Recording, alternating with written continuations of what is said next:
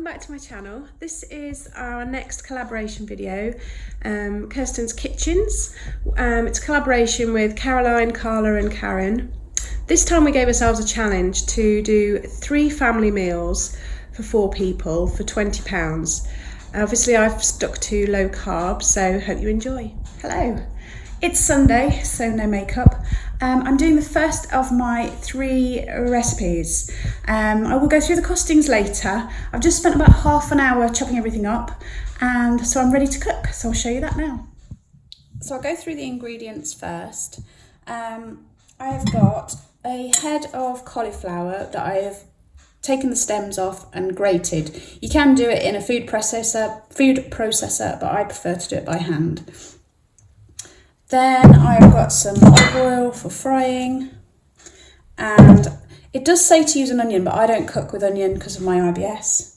So the next ingredient is 3 to 4 cloves of garlic, 1 chilli finely chopped, 2 tomatoes finely chopped. I've done 1 red pepper chopped, and then 1 teaspoon of cumin and half a teaspoon of paprika, and then some coriander, and I've got my salt ready as well.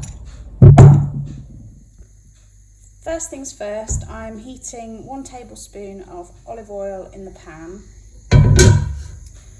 and when that's warm, a little bit warmer, I'm going to add the garlic.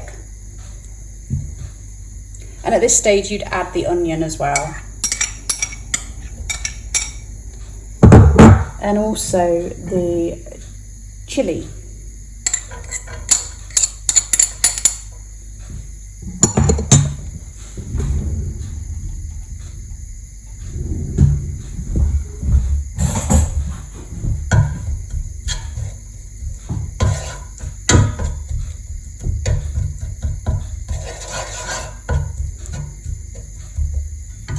I'm just going to let that cook just a little bit. So that's cooked now. The garlic smells amazing. So I'm going to add the tomatoes.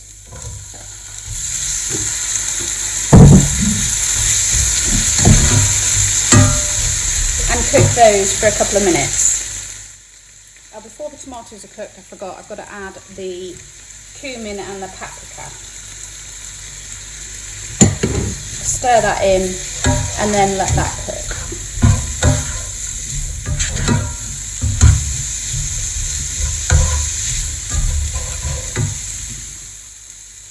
So they soften slightly, so I'm now going to add the pepper.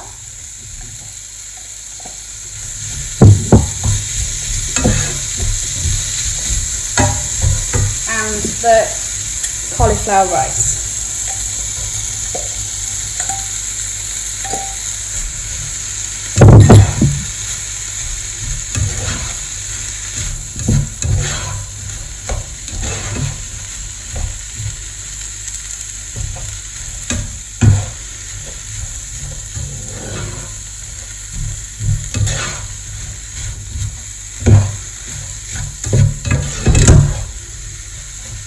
Going to add some salt.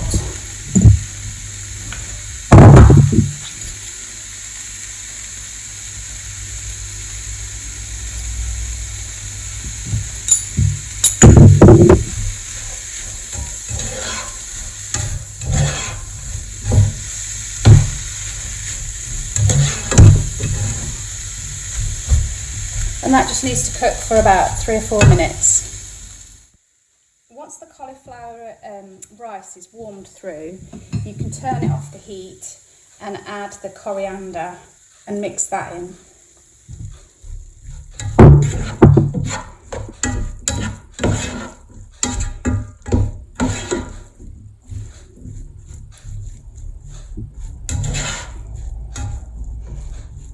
And then it's ready to serve. And there it is ready. I've added some slices of avocado, a slice of lime to sprinkle over it, and a big dollop of sour cream and chive dip. A ready-made one. This one's from Aldi, but you know, all supermarkets do it. And there we are, ready to eat.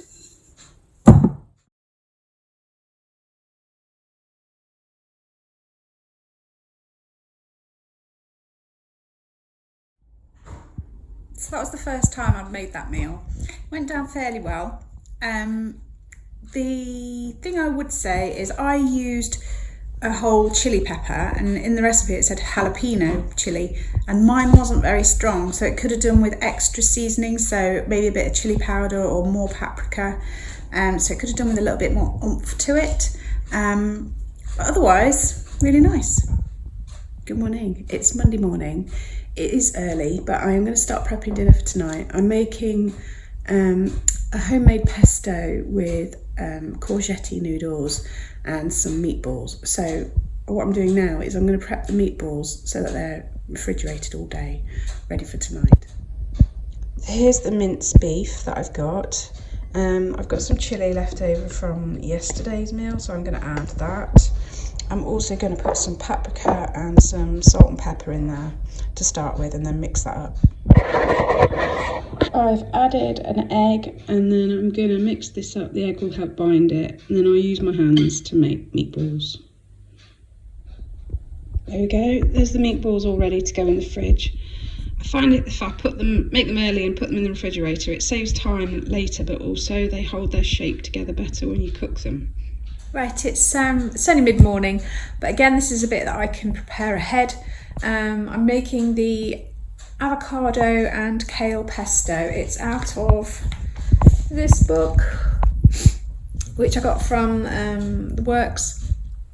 So it is avocado, kale, basil, garlic, lemon juice, olive oil, salt, pepper, sunflower seeds, and then optional parmesan. I don't use the parmesan just because you can freeze this, or at least keep it in the fridge for so long, and both my son's girlfriends are vegan, so I make it without the parmesan. So I've got my big blender out, and basically I'm going to put all the ingredients in. So I need a cup of kale. I think last time I made it, I did it with spinach rather than kale, but kale was on offer at Lidl's, so that's what I got this time. And excuse me sniffing a little bit, I've got a really bad cold. Basil leaves, you need 2 cups of basil leaves, and 4 cloves of garlic. Well, I've got 3, but they're big ones, so they're going in. So 1 medium avocado's got to go in there as well, and a tablespoon of lemon juice. I'm just gonna guess. Seems about right to me. And a third of a cup of sunflower seeds, a teaspoon of salt, and a quarter of a teaspoon of pepper,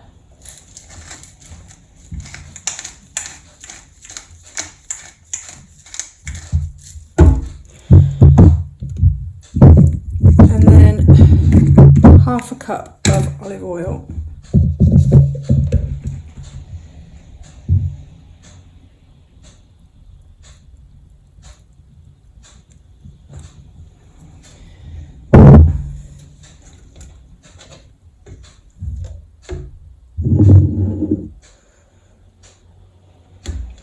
So that's all the ingredients. Now I'm going to whiz it up.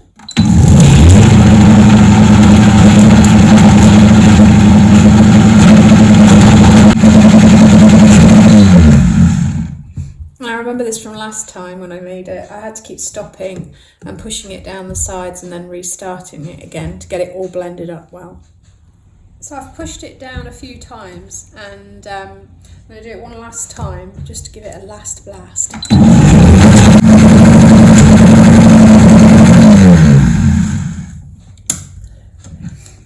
There we go. So when you take the lid off, the smell is just amazing.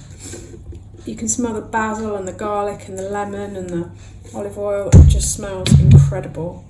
And what I'm going to do is I'm just going to put it in a jam jar.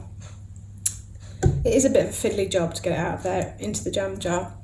And then I'll put a little layer of oil on the top just to stop it from going brown, because obviously the avocado would go brown if you just left it open to the elements. And then that can go in the fridge, ready for me to use later. So there it is, the green pesto. Honestly smells incredible. So I'll put that in the fridge. I did put a tiny bit of oil on the top to stop it from going brown. I'll put that in the fridge, and then that'll be ready to cook with the meatballs and the courgette spaghetti later. So it's Monday evening, it's time to start cooking dinner.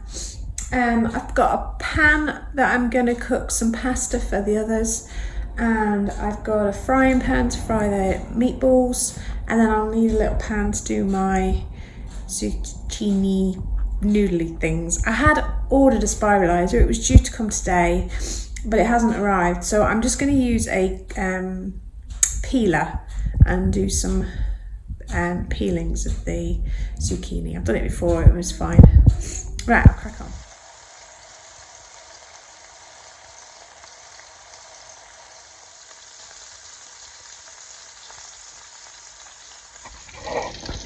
So the meatballs are cooked. I'm going to transfer them to a plate. Put some of the fat from the meatballs into a separate pan, which I'm going to use for my zucchini strips that I've done with the peeler. I'm going to cook them in there, and then the spaghetti will get cooked in this pan with the pesto for the others. I'm finished. There's the zucchinis with the pesto, and then meatballs, and then some grated cheese. And here's the same with the pasta. That went down really well. I have made it before, but I'd forgotten how nice it is. Everybody absolutely loved it. And there is plenty more pesto left in that jar for another meal. And also I've got another courgette. So can easily make, I'd probably make a couple of meals out the amount of pesto that's left. So really, really lovely. Well recommend that recipe. Last note on that is, before I put it back in the fridge, I'm going to put another layer of oil in there to stop it from going brown. So every time you use it, you just have to top up the oil.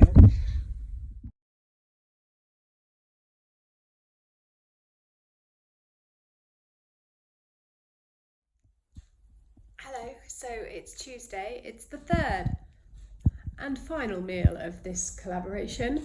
I'm going to be making fish with some broccoli in a cheese sauce, sort of baked a bit, and then a pasta for the others and some kale for me. So I've got pans ready. I'm going to steam the broccoli first before I put it in the cheesy sauce. Got a pan ready to make the cheese sauce, frying pan for the fish, and a big pan of water for the pasta. And then the fish I got from Lidl's. It was a really good bargain. Don't remember how much, but I'll put it in the listing. But it was less than £2, and I've seasoned it with salt and pepper. And then I've just gone through the kale and taken out any big stalky bits. And then I've got my double cream and cream cheese ready for the cheese sauce. Okay, so I have to admit, I've not made this kind of cheese sauce before, so I am going to wing it. I've got the cream cheese in the pan, which I think I'm going to melt a little bit, and then add the cream, and then warm it through whisking it, and then add the cheese. So there's the cream cheese. I've just put it on a low heat and put salt and pepper in it, and it's just melting a little bit. So I'm just gonna probably get a whisk and mix in the cream. So the cream and the cream cheese is all whisked together, and it's all warmed up with the salt and the pepper. I added some more salt because I felt like it needed it. And now I'm just going to put some grated cheese in there and melt that in. So the broccoli's steamed. I'm going to transfer it, if I can do it with my left hand, into this Pyrex dish. There we go. And then I'm going to pour over the cheese sauce and then sprinkle a bit of grated cheese on top. There we go. So I'm going to pop that in the oven. I've saved a little bit of the cheese sauce in case they want some on their pasta.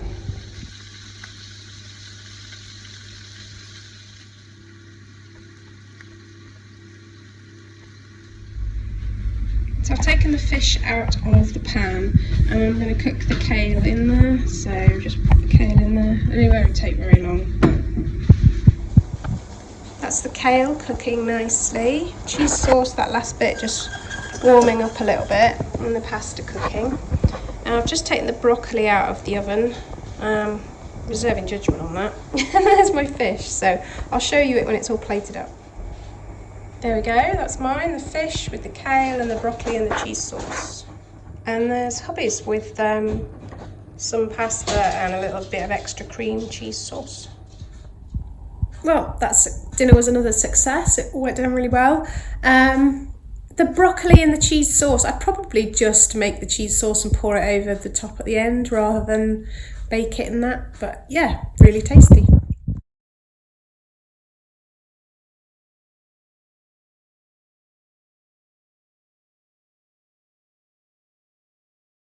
So the total spend for all that shopping was £19.51, but I've got loads left over. I've got 5 eggs, 4 or 5 tomatoes, all those spices and olive oil, half a pack of cream cheese, plus the cheese, chilli, I've got sour cream dip and coriander, plus there's all that pesto that I made, which will easily make a meal.